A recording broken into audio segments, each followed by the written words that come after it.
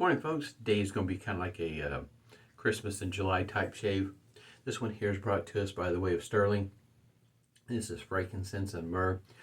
Like you see right there, about 5.8 ounces what it started out with. That's what it looks like on the inside there. It is definitely a unique scent.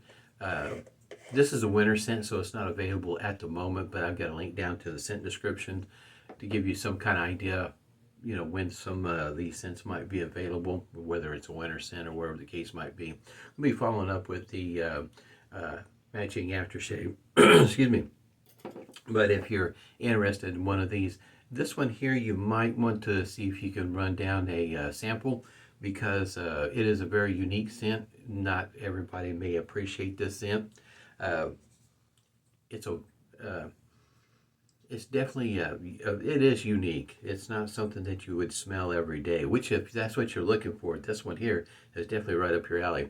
Got it whipped up here on the wet side, and the walnut cherry bowl, wooden bowl here with the Green Ray synthetic knot. It is wet. It's not quite drippy, but it's pretty moist. And it does smell wonderful, at least for my nose. Works great for my nose. Maybe not so much for yours, but for mine it sure does. I'm going to be trying the Rapira Platinum Luxe today in the, this is the Windsor Pro stainless steel polished version here. That's what it looks like in the way the blade revealed there. And see if I don't know if the camera will pick that up very well, but that's what the base plate looks like on the bottom side there. One of those things for me, it's, I guess you might say over time, looking at, you know, vintage razors as well as when you buy a modern and, you know, 50 years from now, so on and so forth. In other words, does it have a label on it? So maybe the next guy that picks it up knows what he's looking at.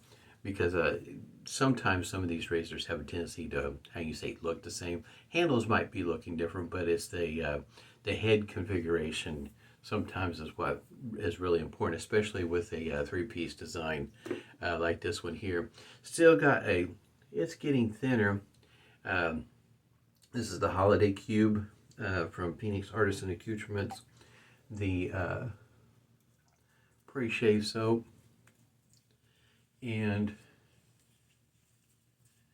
it's been working pretty well. If you've seen some of the videos that I've done here recently, it doesn't take a whole lot of work to work up a lather with the Preshave soap, which kind of makes you wonder sometimes if you can just shave with the Preshave soap. I think it has a lot to do with what kind of shaver you're using. So it didn't take any time at all. And one thing you do want to do is make sure you rinse your hands off pretty good. It's some pretty slick stuff. A little bit more about the excuse me, about the razor there. Its blade cap is 0.90 millimeters in the way of the blade gap. It weighs, if I remember right, what was it? Yeah, 2.56 ounces. Which I think is 73 grams. It's not a heavy weight, at least not by my standard.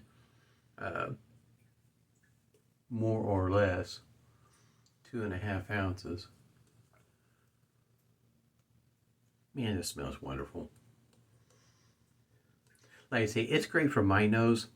It may not be for yours. This is, I think this is, this scent, it's either going to be a love-hate type thing. I don't think there's going to be very many people that's going to fall in between on this particular scent. As it goes for length, I think it's like 3.5 inches. As it goes for millimeters, what is that, 88.9, something like that. This is my first time go with a Rapira Platinum Luxe in a,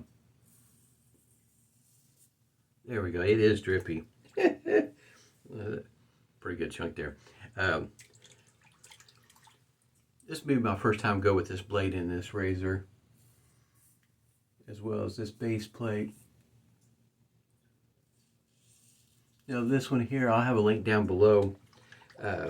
Being stainless steel, is going to run just a bit more than your aluminum razors, but it runs near the $100 mark, unless you can find a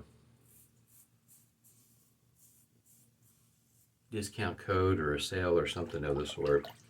One thing, I know it's been mentioned in other videos, and sometimes it's worth mentioning a time or two for some to, I guess you might say, for the light bulb to come on. For me, the wet lather works well. It rinses off easily in the sink water.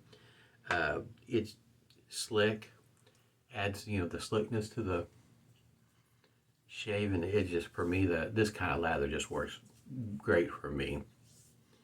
Especially if you're going to be using a shave head or a straight razor, it's even more important, as goes for the slickness and guide. This scent, I mean, my nose, for sometimes, my nose, these kind of scents work wonders for it. A lighter scent, my nose doesn't seem to pick up most of the time. I think that's the reason why cologne scents don't really do a whole lot for my nose a lot of times, because my nose doesn't work all that well. The lighter scents, cologne type scents, don't seem to excite my senses in the way of my nose. But this one here, yeah, it does, definitely does. First pass with this particular blade worked pretty well, relatively smooth. With some of the, especially if you got a razor that's a little bit on the aggressive side, it may take a few tries on different blades to find out whether or not if it's going to be a good match for that particular razor or not. Don't see a whole lot of shave of the days featuring this particular blade. Seems to be working pretty well.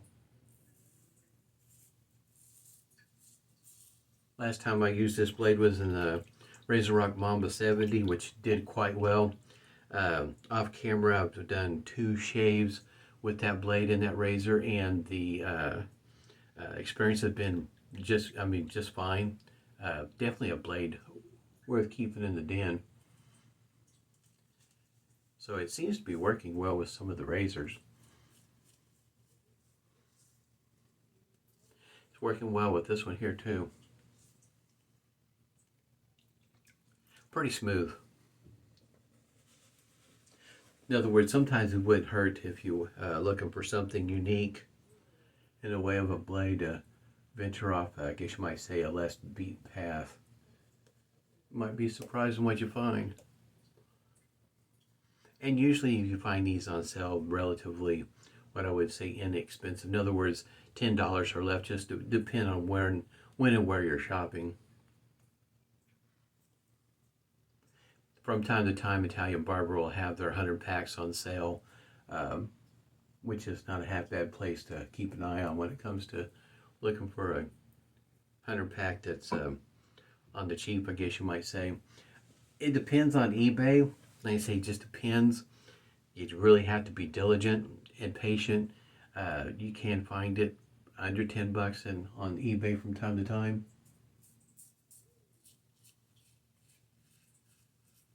I think $7.99 is the number that's kind of stuck in my head for the cheapest I've seen these. For a 100 pack, which is pretty good.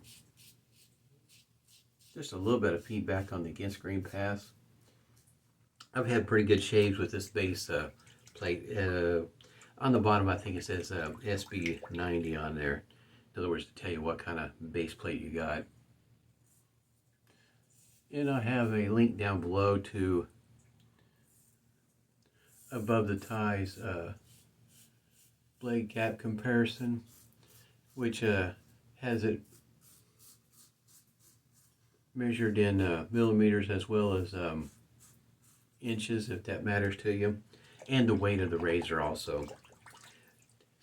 For me, sometimes that's a pretty big pretty big item to be aware of, because to me it seemed like some of the shaver, the heads, if they're if they're a little bit on the light side, and if you like something that's a heavier, and you swap out a handle to add some weight to it.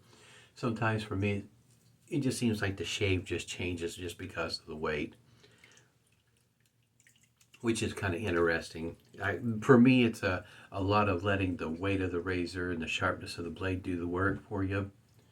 And to me, that's an easy way to get started. I struggled with lightweight shavers in the beginning. I've gotten a lot better over time, but for me, the seemed like the heavier the razor, the better my shaves went. And I think it's just because I adapted quicker to what kind of pressure I needed with a heavyweight as opposed to a lightweight. And plus, I think the blade pairing up with a razor is even more important with a lightweight. Don't think I'm going to have any stinging this morning. I think it's going to be a pretty good result from the alum block here. On the rubber band, I decided to do something different. Typically, I just keep it in the middle, and decided this time I'm going to move it down to one end and see how that works for me in the long run. As it goes for being able to keep the rubber band on the alum block for me. Yeah, I don't have any stinging this morning. Makes for a great shave. Hump day shave. I can still smell the lather. It's really nice. Unscented witch hazel, but it is mentholated. Give a quick shake here. If you kind of wonder sometimes, if you're new to seeing these sort of things, these kind of videos, wondering why a guy would put a shaving video out, it's easy to put things in writing to a degree, saying how great the shave is, how well the product performs, but until you see it in action sometimes, makes a world of difference. It's just not somebody blowing and going. You can see, in other words, I have no nicks, cuts, weepers, or anything like that. The shave, for the most part, we're just over 12 minutes. You can get your shave in pretty quick, once you get the hang of things. And for me, it just, sometimes a video just really makes a world of difference. Somebody seeing the product in action, I guess you might say. That's what the restrictor looks like there, if you're unfamiliar with Stirling's products there.